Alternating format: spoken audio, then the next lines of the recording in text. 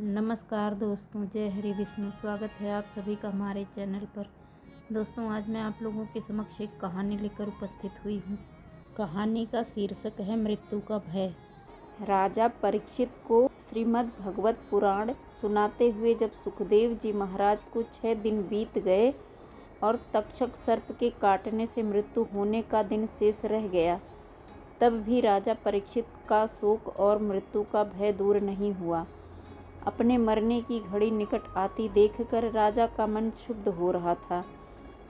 तब सुखदेव जी महाराज ने परीक्षित को एक कथा सुनानी आरंभ की। राजन, बहुत पहले की बात है, एक राजा किसी जंगल में शिकार करने गया। संजोगवश वह रास्ता भूलकर बड़े घने जंगल में जा पहुंचा। उसे रास्ता ढूंढते ढूंढते रात्रि पड़ गई और भारी वर्षा होने लगी।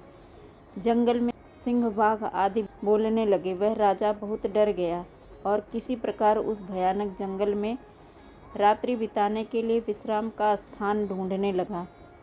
रात के समय में अंधेरा होने की वजह से उसे एक दीपक दिखाई दिया।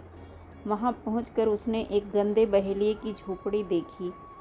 वह बहेलिया ज़्यादा चल फिर नहीं सकता था, इसलिए झोपड़ी में ही एक और उसने मलमूत्र त्यागने का स्थान बना रखा था।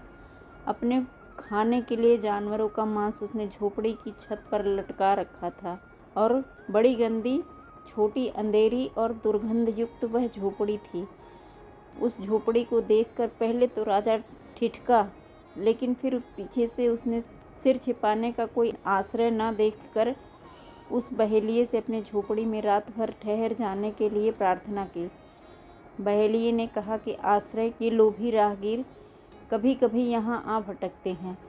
मैं उन्हें ठहरा तो लेता हूँ, लेकिन दूसरे दिन जाते समय वे बहुत झंझट करते हैं।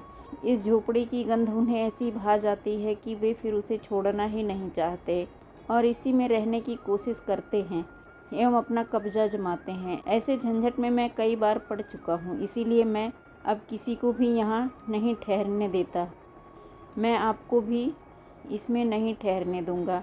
राजा ने प्रतिज्ञा की कि वह सुबह होते ही इस झोपड़ी को अवश्य खाली कर देगा। उसका काम तो बहुत बड़ा है, यहाँ तो वह भटकते हुए संजोगवश आया हुआ है।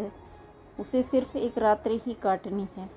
बहेलिए ने राजा को ठहरने की अनुमति दे दी, पर सुबह होते ही बिना कोई झंझट किए झोपड़ी खाली कर देने की शर्त को फिर दोहराया। राजा रात भर एक कोने में पड़ा सोता रहा। सोते समय झोपड़ी की दुर्गंध उसके मस्तिष्क में ऐसी बस गई कि वह सुबह उठा तो वही सब परम प्रिय लगने लगा। अपने जीवन के वास्तविक उद्देश्य को भूलकर वहीं निवास करने की बात सोचने लगा। वह बहेलिया से और ठहरने की प्रार्थना करने लगा। इस पर बहेलिया भड़क गया और राजा को भला बुरा कहने लगा। राजा को अब वह जगह छोड़ना झंझट लगने लगा और दोनों के बीच उस स्थान को लेकर बड़ा विवाद हो गया। कथा सुनाकर सुखदेव जी महाराज ने राजा परीक्षित से पूछा, परीक्षित बताओ, राजा का उस स्थान पर सदा के लिए रहने के लिए झंझट करना उचित था क्या? राजा परीक्षित ने उत्तर दिया, भगवान, वह कौन राजा था? उसका नाम तो बताइए। वह तो बड़ा भारी मूर्ख जान पड़ता है, जो ऐसी गंदी झोपड़ी में अपनी प्रतिज्ञा तोड़कर एवं अपना वास्तविक उद्देश्य भूलकर नियत अवधि से भी अधिक रहना चाहता है। उसकी मूर्खता पर तो मुझे आश्चर्य होता है। श्री सुखदेव जी महाराज ने कहा, हे राजा परीक्षित, वह बड़े भारी मूर्ख तो स्वयं आप ही हैं। इस मलमूत्र की गठरी देह शरीर में जितने समय आपकी आत्मा को रहना आवश्यक था, वह अवधि तो कल समाप्त हो रही है।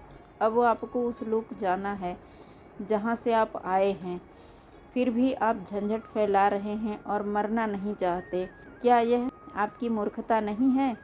राजा परीक्षित का ज्ञान जाग पड़ा और वे बंधन मुक्ति के लिए सहर्ष तैयार हो गए। भाइयों और बहनों, वास्तव में यही सत्य है। जब एक जीव अपनी माँ के गर्भ में जन्म लेता है तो अपनी माँ के गर्भ के अंदर भगवान से प्रार्थना करता है कि हे भगवान, मुझे यहाँ से मुक्त कीजिए, मैं आपका भजन सुमिरन करूँगा। और जब वह जन्म लेकर इस संसार में आता है तो उस राजा की तरह हैरान होकर सोचने लगता है कि मैं यह कहाँ आ गया। और पैदा होते ही रोने लगता है। फिर उस गंध भरी झोपड़ी की तरह उसे यहाँ की खुशबू ऐसे भा जाती है कि वह अपना वास्तविक उद्देश्य भूलकर यहाँ से जाना ही नहीं चाहता। यही मेरी कथा है, यही आपकी भी है। कहानी अच्छी लगी हो तो लाइक करें, चैनल को सब्सक्राइब ज़रूर करें। धन्यवाद दोस्तों।